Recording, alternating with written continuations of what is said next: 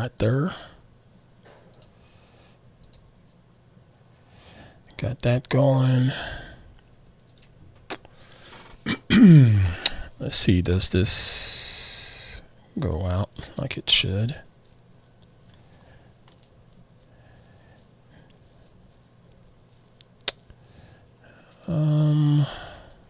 I don't see it. It says I'm live. Okay, now I see it. And it also says I am on Periscope. There we go. I see it there. See it on YouTube. And I got my chat window right there, so I can see y'all in the chat. But my camera has been freezing. I don't know why. See, still frozen there. Fortunately, the backup camera's been working. What the heck? So annoying. All right, let's see. People are hopping in. Looks like people are watching on Periscope.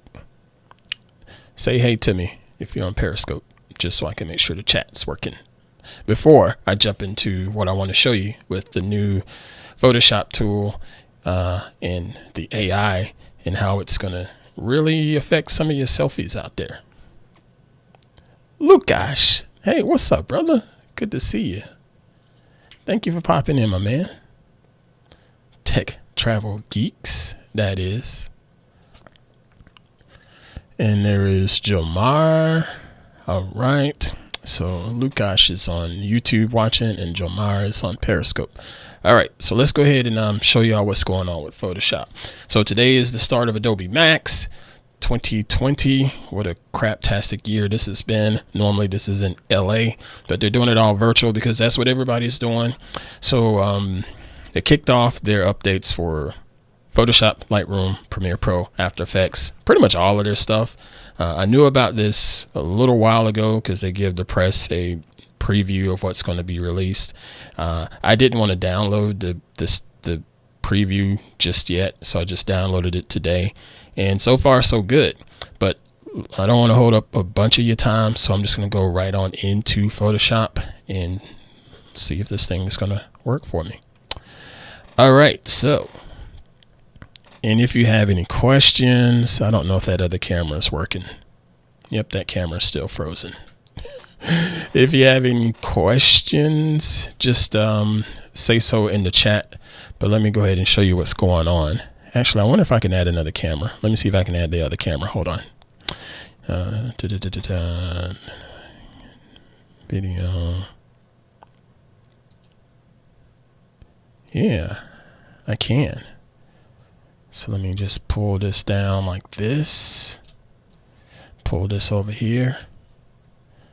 There. So now you can see me here on the screen too. Okay, so what I'm looking at in Photoshop, this is just literally a screen capture. This is a really low quality, low resolution JPEG. It's not great. Okay, I get that. But it's good enough to show off the new tools called neural filters, and I hope y'all understand that with my southern drawl. So let's go ahead and hop up to the filter menu and then select neural filters. And when you do that, it's going to give you a whole bunch of different options. But notice what happens here to my image. It puts this little rectangle around it, and it has all of these different AI tools that you have to download before using them. If this is your first time checking this out, you'll get this little cloud icon right there that says you need to download the actual plug-in or whatever to make this work. So you got this skin smoothing tool. So you just turn that on and it'll pretty much smooth out my skin, you know. And some people will use this for retouching, and there's going to be a time and a place for this. This is way too smooth for me. So even if I pull it back, it's still just a little bit too processed for what I'm trying to show you today. But there's, oh crap, did Photoshop just crash? I crashed it. That's just awesome.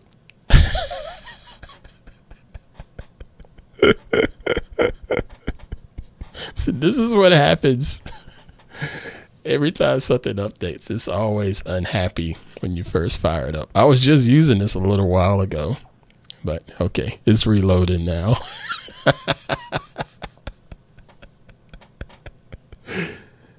Oh, that's funny. Jeez. Okay, so I'm going to go back to the screen. There we go. You gotta love that. Gotta love that. Okay, so we'll go back to filter and oh wow, it totally took it away too. Unbelievable. Hold on. So let me do it this way.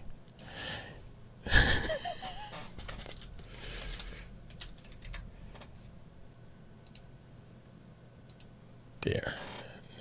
I pulled up the old version. This is the new version. I love it. Hey, that's how it is, man, when you're doing this stuff live. It's never going to be perfect. So it's loading up now. This camera is still dead. This camera's been acting up since the latest Windows 10 update. Don't know why, but this camera is currently working. Okay, so let's see. We'll go back to this and open up the recent image. Let's try this again.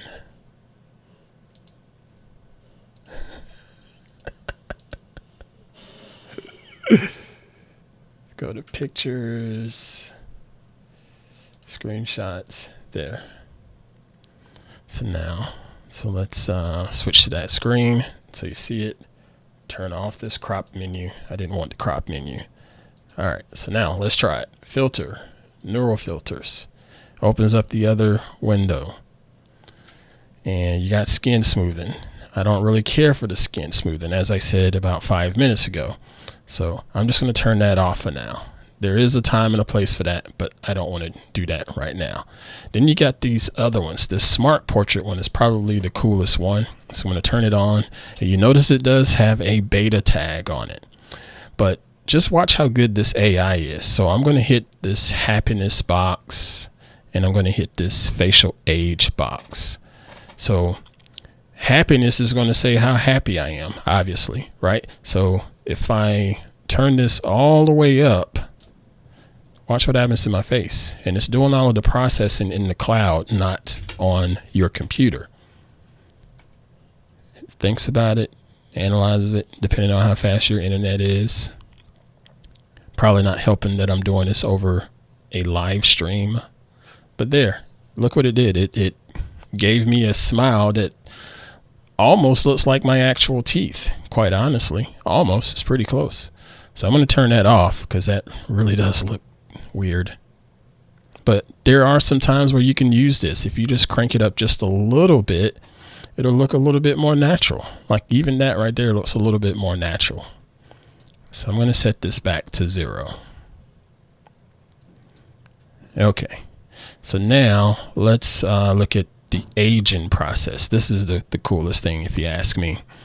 So I'm going to crank the aging all the way up and watch what happens to my face.